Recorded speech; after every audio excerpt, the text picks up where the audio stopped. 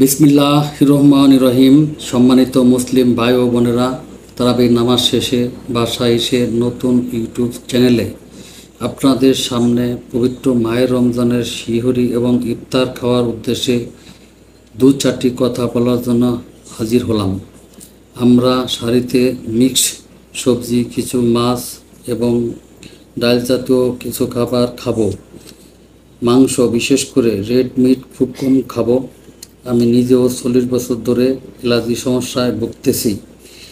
তাই যাদের অ্যালার্জির সমস্যা তারা চুলকানীয় জাতীয় খাবার কম খাবেন, যেমন গরুর মাংস, চিংড়ি মাছ, ইলিশ মাছ ইত্যাদি।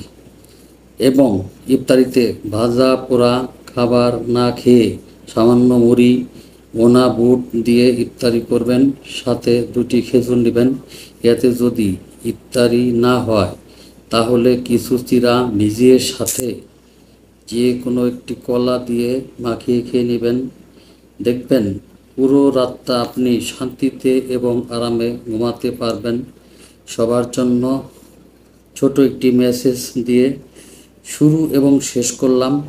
সবাই ভালো থাকবেন। শুভরাত্রি।